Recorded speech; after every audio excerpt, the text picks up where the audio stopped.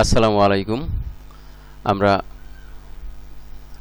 বাংলা ভাষার রীতি ও বিভাজন নিয়ে আলোচনার দ্বিতীয় পর্বে আছি। এ পর্বে আমরা লেখ্য ভাষা রীতির সম্পর্কে আলোচনা করব। আসলে শুরু করি। লেখ্য ভাষা রীতি। লিখিত বাংলা ভাষার আদি নিদর্শনের নাম চর্যাপদ।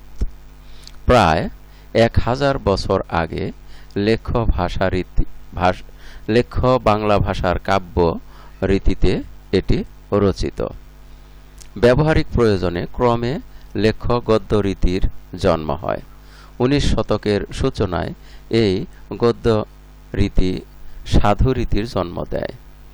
20 শতকের সূচনায় সাধু রীতির পাশাপাশি চলিত রীতি জনপ্রিয় হয়ে ওঠে। 21 শতকের সূচনায় চলিত রীতির একটি আদর্শ রূপ প্রমিত রীতি হিসেবে গৃহীত হয়েছে।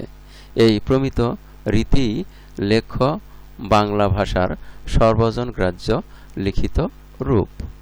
এটি অত্যন্ত গুরুত্বপূর্ণ লাইন। এটি থেকে প্রশ্ন আসে বিভিন্ন পরীক্ষায়। প্রমিত রীতি লেখ্য বাংলা ভাষার সর্বজনগ্রাহ্য লিখিত রূপ। আর এখানে বলা হয়েছে 21 শতকের সূচনায় চলিত রীতির একটি আদর্শ রূপ প্রমিত রীতি হিসেবে গৃহীত হয়েছে। অর্থাৎ চলিত রীতির আদর্শ রূপ হল প্রমিত রীতি। আমরা তারপরে দেখি কাব্য রীতি। বাংলা কাব্য রীতি দুই ভাগে বিভক্ত: পদ্য কাব্য রীতি ও গদ্য কাব্য রীতি। পদ্য কাব্য রীতিতে ছন্দ এবং মিল থাকে, ফলে তা ভাষার সাধারণ বাক্য গঠন থেকে আলাদা হয়। পদ্য কাব্য রীতি বাংলা ভাষার সবচেয়ে পুরনো রীতি। বাংলা সাহিত্যের বহু অমর কাব্য এই রীতিতে রচিত। পদ্য কাব্য রীতির পাশাপাশি বাংলা ভাষায় গদ্য কাব্য রীতিও রয়েছে। গঠন বিবেচনায় গদ্য কাব্য রীতির বাক্যও সাধারণ বাক্যের চেয়ে আলাদা হয়ে থাকে। সাধু রীতি। দাপ্তরিক কাজ, সাহিত্য রচনা, যোগাযোগ ও জ্ঞান চর্চার প্রয়োজনে লেখ্য বাংলা ভাষায় সাধু রীতির জন্ম হয়। 19 শতকের শুরুর দিকে সাধু রীতির বিকাশ ঘটে। প্রায় 2 শতাব্দী ধরে এই রীতি বাংলা লেখ্য ভাষার আদর্শ রীতি হিসেবে চালু থাকে। সাধু রীতির সাধারণ বৈশিষ্ট্য। ক. সাধু রীতিতে ক্রিয়া রূপ দীর্ঘতর, যেমন করা, ক্রিয়ার রূপ করিতেছি, করিয়াছি, করিয়াছে, করিতেছে, করিয়াছে, করিল, করিলে, করিলাম, করিত, করিতেছিল, করিয়াছিল, করিব, করিবে, করিতে, করিয়া, করিলে, করিবার। খ. সাধু রীতির বহু সর্বনামে হ বর্ণ যুক্ত থাকে, যেমন তাহারা, ইহাদের, যাহা, তাহা, উহা, কেহ ইত্যাদি। সাহিত্যে সাধু রীতির উদাহরণ: মহাসমুদ্রের শত বৎসরের কল্লোল কেহ যদি এমন করিয়া বাঁধিয়া রাখিতে পারিত যে সে ঘুমাইয়া পড়া শিশুটির মতো চুপ করিয়া থাকিত, তবে সেই নীরব মহাশব্দের সহিত এই লাইব্রেরির তুলনা হইত। এখানে ভাষা চুপ করিয়া আছে, প্রবাহ স্থির হইয়া আছে, মানবাত্মার অমর আলোক কালো অক্ষরের শৃঙ্খলে কাগজের কারাগারে বাধা পড়িয়া আছে। ইহারা সহসা যদি বিদ্রোহী হইয়া উঠে, নিস্তব্ধতা ভাঙ্গিয়া ফেলে, অক্ষরের বেড়া দগ্ধ করিয়া একেবারে বাহির হইয়া আসে, হিমালয়ের মাথার উপরে কঠিন বরফের মধ্যে যেমন কত কত বন্যা বাধা আছে, তেমনি এই লাইব্রেরির মধ্যে মানব হৃদয়ের বন্যাকে বাঁধিয়া রাখিয়াছে। রবীন্দ্রনাথ ঠাকুর, 19 শতক। এখানে রবীন্দ্রনাথ ঠাকুর 19 শতকে এই সাহিত্য রচনা করেছেন, যা সাধু রীতির উদাহরণ। দাপ্তরিক কাজে সাধুরীতির উদাহরণ।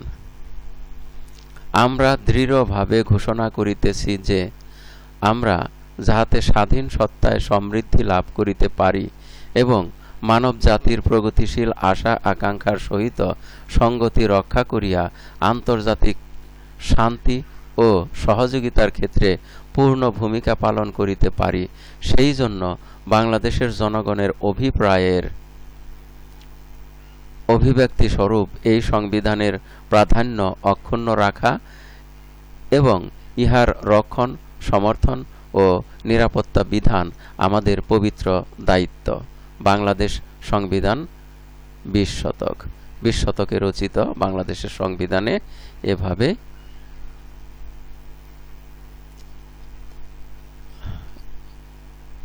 সংবিধানের ধারাগুলো এভাবেই লিপিবদ্ধ আছে।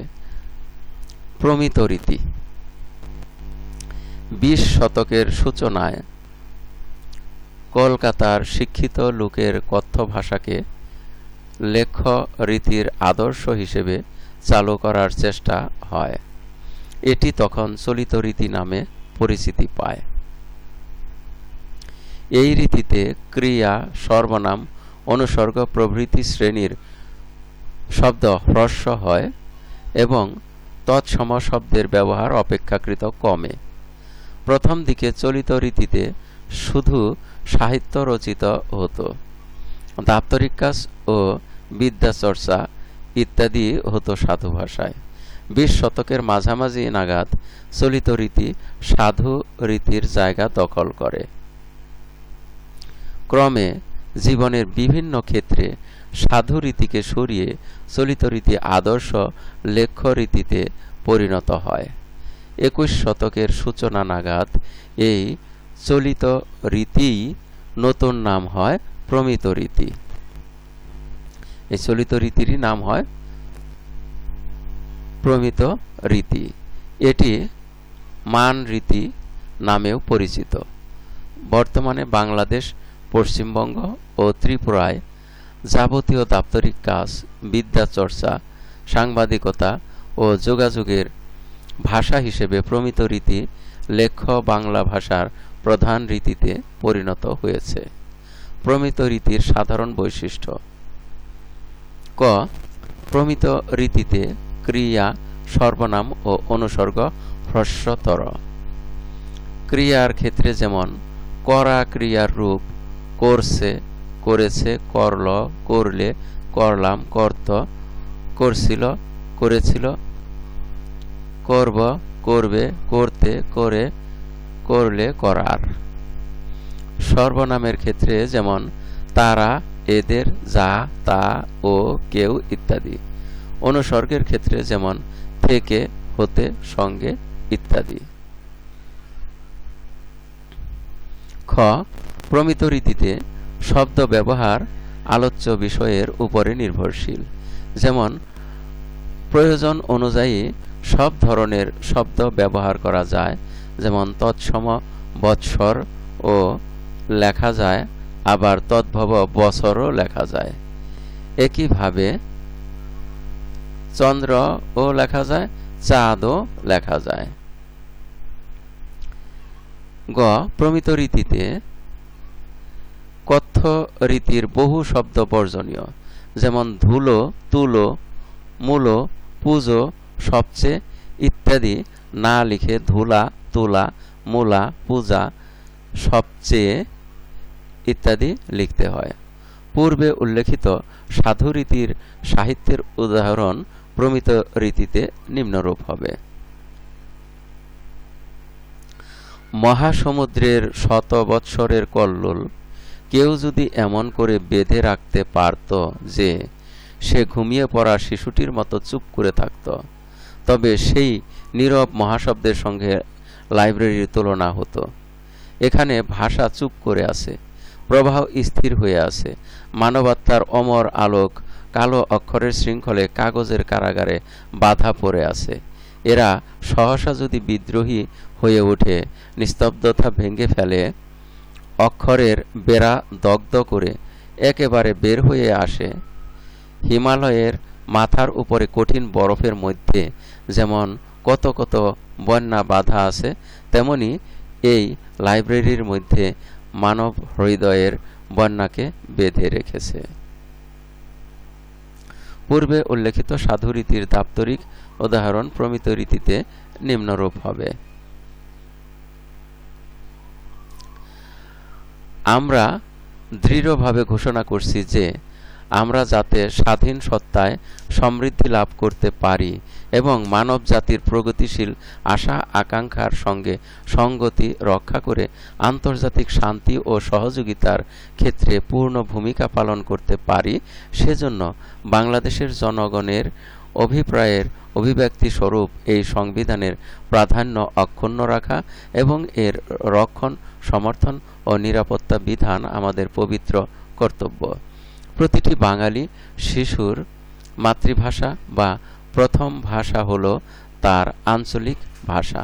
আদর্শ কথ্য বা লেখ্য প্রমিত তার কাছে দ্বিতীয় ভাষা।